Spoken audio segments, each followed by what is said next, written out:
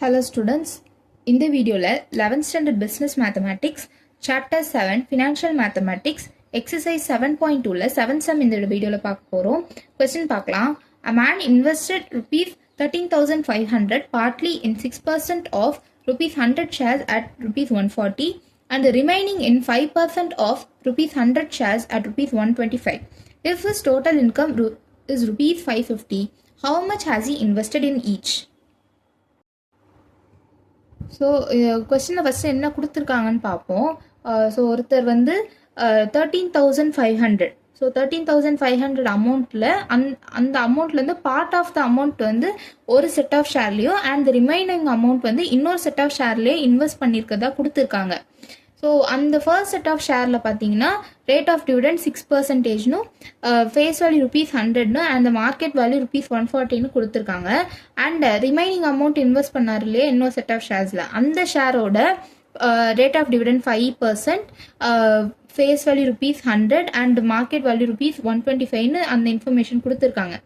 If is total income is rupees 560, அதாவது இந்த ரெண்டு செட் ஆஃப் ஷேர்ஸ்லேயும் இன்வெஸ்ட் பண்ணி அதில் கிடைக்கக்கூடிய டிவிடெண்ட், ஸோ அந்த டிவிடெண்ட்டோட சம்மேஷன் கொடுத்துருக்காங்க. அதாவது இந்த set of both set of ஷேர்ஸ்லேருந்து கிடைக்கக்கூடிய டிவிடெண்ட் வந்து கொடுத்துருக்காங்க. How much has he invested in each? இப்போ நம்ம கண்டுபிடிக்க வேண்டியது money invested in each set of shares. But செப்பரேட்டாக எவ்வளோ மணி இன்வெஸ்ட் பண்ணியிருக்காருன்றதை நம்ம கண்டுபிடிக்கணும். ஸோ அதுக்கு நான் ஃபஸ்ட்டு ஸ்டெப்பாக என்ன பண்ணுறேன்னா, இது வந்து நான் ஃபர்ஸ்ட் செட் ஆஃப் ஷேருன்னு நான் நேம் பண்ணிக்கிறேன், இன்னொன்று வந்து செகண்ட் செட் ஆஃப் ஷேருன்னு நான் நேம் பண்ணிக்கிறேன். ஸோ ஃபர்ஸ்ட் இந்த செட் ஆஃப் ஷேர்ஸை ஃபர்ஸ்ட்னும் இந்த செட் ஆஃப் ஷேர்ஸை செகண்ட்னும் நான் நேம் பண்ணிக்கிறேன். So let the money invested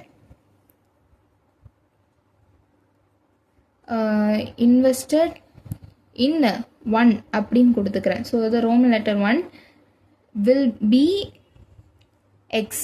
so இங்கே இந்த செட் ஆஃப் ஷேர்ஸில் மணி இன்வெஸ்ட் பண்ணது எக்ஸ்ன்னு ஒரு வேரியபிள் கொடுத்துக்கிறேன். Okay, similarly let the money invested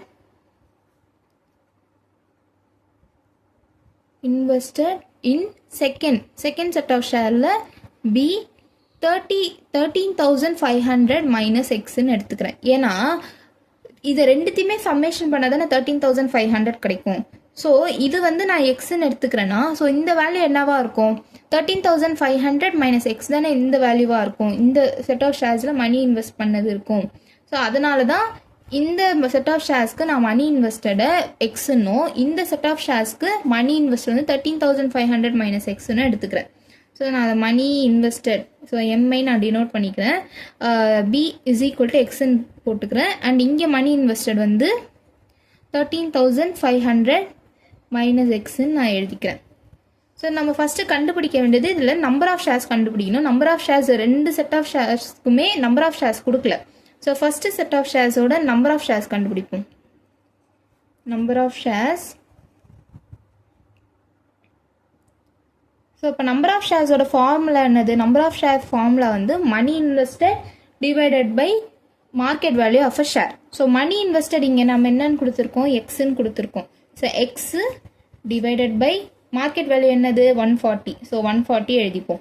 so இதுதான் நம்பர் ஆஃப் ஷேர்ஸோட ஃபஸ்ட்டு செட் ஆஃப் ஷேர்ஸோட நம்பர் ஆஃப் ஷேர்ஸ். ஸோ ரெண்டாவது செட் ஆஃப் ஷேர்ஸோட நம்பர் ஆஃப் ஷேர்ஸ் கண்டுபிடிப்போம். ஸோ நம்பர் ஆஃப் ஷேர்ஸ் வந்து சேம் அதே தான், money invested by market value of a share. இங்கே மணி இன்வெஸ்டட் என்னது? 13,500 minus X. 13,500 minus X divided by இதோட மார்க்கெட் வேல்யூ என்னது? 125. ஸோ இப்போ ரெண்டுத்தோட நம்பர் ஆஃப் ஷேர்ஸ் வந்து நம்ம கண்டுபிடிச்சிட்டோம். நெக்ஸ்ட்டு வந்து செப்பரேட் இந்த ரெண்டு செட் ஆஃப் ஷேர்ஸோட ஆனுவல் இன்கம் கண்டுபிடிப்போம். ஸோ ஃபர்ஸ்ட் இதில் annual income, first part of annual income. So annual income formula என்னது? Number of shares into rate of dividend into face value. So number of shares வந்து நம்ம கண்டுபிடிச்சிருக்கு இல்லையா, X by 140 into rate of dividend. Rate of dividend வந்து 6%. So 6/100 into face value வந்து 100. So இது எல்லாத்தையும் நம்ம சால்வ் பண்ணால் நமக்கு 6x/140 நமக்கு கிடைக்கும். நெக்ஸ்ட் நம்ம செகண்ட் செட் ஆஃப் ஷேர்ஸோட ஆனுவல் இன்கம் கண்டுபிடிப்போம். annual income is equal to first நம்ம நம்பர் ஆஃப் ஷேர்ஸ் எழுதிப்போம். நம்பர் ஆஃப் ஷேர்ஸ் வந்து 13,500 minus 6 divided by 125. அதுதான் number of shares. Into rate of dividend இது ரேட் ஆஃப் டிவிடெண்ட் இந்த second set of ஷேர்ஸோடது 5%. So 5/100 into face value வந்து 100. So இது எல்லாத்தையும் நமக்கு சால்வ் பண்ணால் நமக்கு 5 into 30, அதாவது இந்த 100 கேன்சல் ஆகிடும். ஸோ 5 divided by 125னா 5 வந்து 25 டைம்ஸ் வந்து 125ல் போகும். ஸோ ஃபைனலாக நமக்கு பார்த்தீங்கன்னா 13,500 minus x divided by 25ன்னு இருக்கும். ஸோ இதுதான் இதோட ஆனுவல் இன்கம். ஸோ இப்போ கொஸ்டினில் பார்த்தீங்கன்னா if is total income is 5,000 if is total income is ₹516 கொடுத்துருக்காங்க. ஸோ டோட்டல் இன்கம் என்னவா இருக்கும்? இது ரெண்டுத்தையுமே நம்ம ஆட் பண்ணால் தான் நமக்கு டோட்டல் இன்கம் கிடைக்கும். ஸோ இதை எப்படி நம்ம எக்ஸ்பிரஸ் பண்ணலாம்?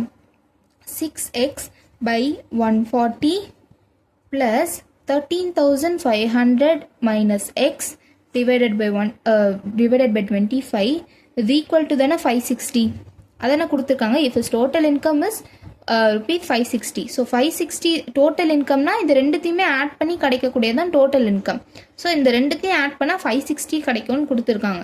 ஸோ இதை வச்சு தான் நம்ம வந்து மணி இன்வெஸ்டர் நம்ம கண்டுபிடிக்க போகிறோம். ஸோ ஃபஸ்ட்டு இதுக்கு வந்து நம்ம எல்சிஎம் எடுப்போம். எல்சிஎம்னா கிராஸ் மல்டிப்ளை பண்ணிக்க போகிறோம். இதோடவும் அண்ட் இந்த ரெண்டுத்தையுமே நம்ம மல்டிப்ளை பண்ணிக்க போகிறோம். அண்டு அப்படி மல்டிப்ளை பண்ணால் நமக்கு 150x ப்ளஸ் 18,90,000 மைனஸ் 140x அப்படின்னு கிடைக்கும். இது ரெண்டுத்தையும் நமக்கு மல்டிப்ளை பண்ணால் 3,500 கிடைக்கும். அதாவது நான் வந்து ஒரு ஸ்டெப்பு ஸ்கிப் பண்ணி எழுதியிருக்கேன். ஸோ 25 into 6x வந்து நமக்கு 150xன்னு கிடைக்கும். ஸோ 13,500 minus x into 140ன்னு நம்ம எழுதிக்கணும். ஸோ இந்த 140 வந்து 13,500க்கும் ஆஸ் வெல் அஸ் எக்ஸுக்குமே நம்ம மல்டிப்ளை பண்ணோம். ஸோ 140 into 13,500 வந்து நமக்கு 18,90,000 கிடைக்கும். மைனஸ் 140 into x வந்து 140x. அதுதான் ஒரு ஸ்டெப் வந்து நான் ஸ்கிப் பண்ணி எழுதியிருக்கேன். இஸ் ஈக்குவல் டு 560 நம்ம எழுதிக்கிறோம். ஸோ இது ரெண்டுத்தையும் சால்வ் பண்ணுங்கள். 150 minus 140 வந்து 10. So 18,90,000 minus 10x. மீன்வைல் வந்து இந்த டினாமினேட்டரை இதோட நான் மல்டிப்ளை பண்ணிக்கிறேன். அப்படி மல்டிப்ளை பண்ணால் எனக்கு வந்து 19,60,000 நமக்கு கிடைக்குது. ஸோ இந்த 10x வந்து அப்படியே இருக்கட்டும். 10x வந்து 10x இங்கே இருக்கட்டும். இந்த வேல்யூ வந்து நான் இந்த சைட் கொண்டு வந்துடுறேன். So minus 10x is equal to 19,60,000